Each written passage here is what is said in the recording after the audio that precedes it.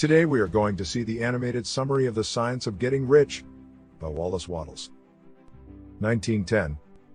It is the year in which Wallace published a book that would later be the main motivation for the movie and the well-known book, The Secret of Rhonda Byrne.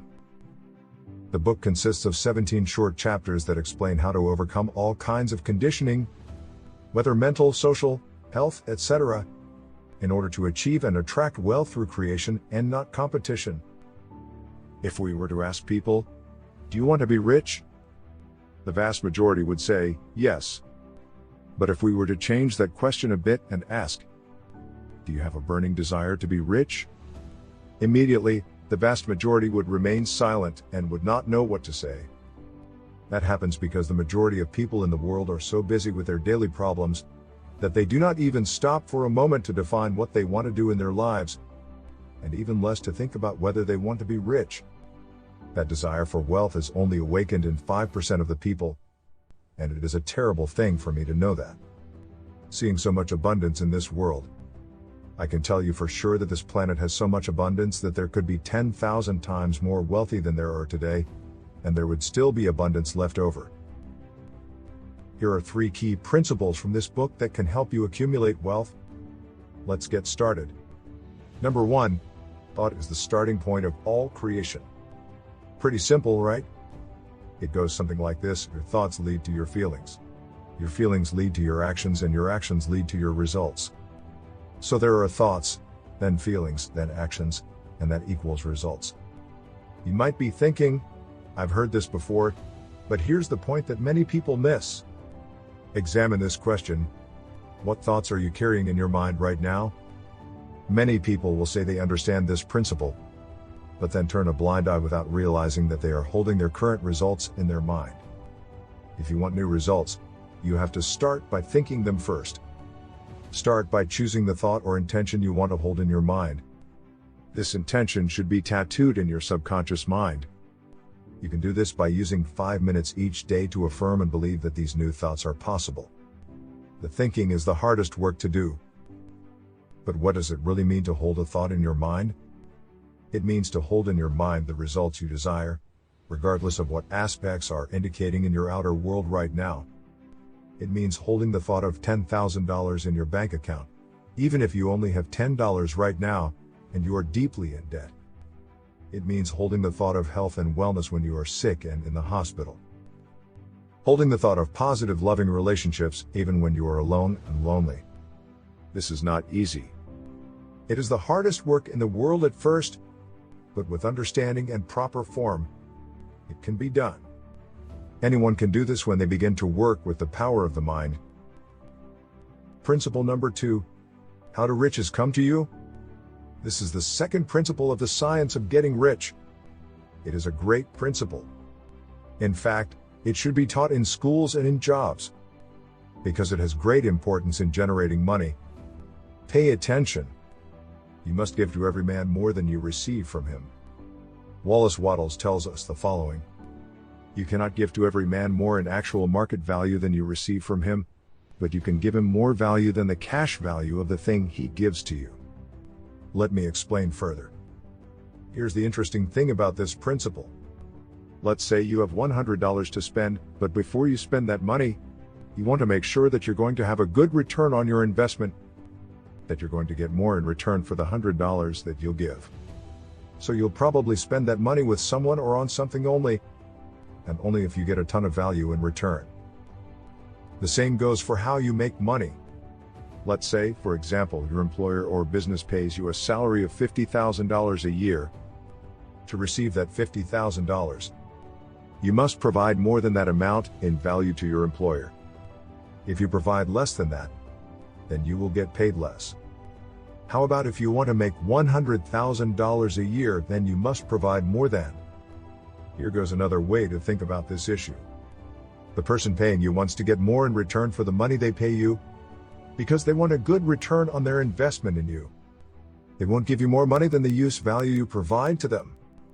If you want to get paid more, you must provide more use value.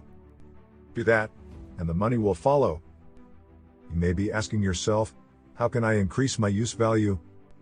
If you want to make more money, then you have to stop thinking about yourself and start thinking about what is useful to others.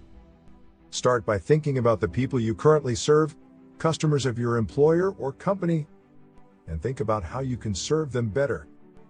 In other words, ask yourself how you could provide more value to the company or your clients. One way you can do this is by identifying specific problems and help them solve those problems. By solving other people's problems, you create more value for them.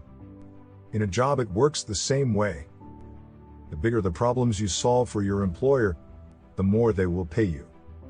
Now, here are some questions you can ask yourself. What are some of the major problems in my company?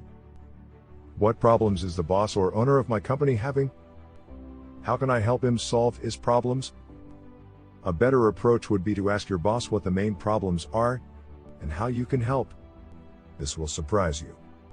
We live in a world where most employees are playing Candy Crush or hiding in the bathroom, texting and taking selfies. If you ask people what they want, they usually tell you. And there is no better way to make more money than to help other people solve their biggest concerns, issues, and problems. Principle number 3. An attitude of gratitude. Gratitude is an attitude. Our friend Wallace says that a lack of gratitude actually slows down and inhibits the creative process. It actually pushes conditions, circumstances, and people away instead of drawing it to you. Wallace Wattles said the following: "The moment you allow your mind to be nourished with dissatisfaction at things as they are, you begin to lose ground. You fix your attention on the common, the poor, the wretched, and the unclean, and your mind takes form from these things, and they will all come to you." Wattles, you are right about this, and here it is. Because when you feel grateful, you begin to notice what is good in your life. More good begins to come to you. Being grateful is not just an attitude, it is essential to live the creative process. In any case, if you are feeling depressed or doubtful, you can look to gratitude for help. In my personal case, I am grateful in the morning and at night. The first thing I do when I wake up is thank, and the last thing I do before I go to sleep is thank. Generally, I am thankful for 3 things, and 2 of them are very small things, like, for example, that I was able to drink water that day. Being grateful, noticing these small things, fills you with happiness. Think of gratitude as fuel to create new positive beliefs. When you focus on what is good, you develop a positive expectation. This expectation manifests into even greater expectations, and ultimately into a strong new belief. In this way, gratitude leads to expectation, and expectation leads to belief. Therefore, the starting point for all belief is gratitude. You want to be grateful for every good fortune that comes into your life. The more grateful you focus your mind with, the more abundance will be rewarded. In summary, when Walsh suggests that you only need to focus on his book and teachings, I believe he did it for your own benefit. He knew that thinking was the starting point for all creation. Albert Einstein asked us a question. The most important question a person should ask himself in life is this: is this universe friendly? Why would Einstein believe that the most important question in a person's life is whether the universe is friendly or not? I believe that on this occasion Einstein was referring to the fact that we must discover the innate well-being in everything that exists, and that discovery is so important that it is capable of changing our lives. Think about your answer. It narrates your whole life.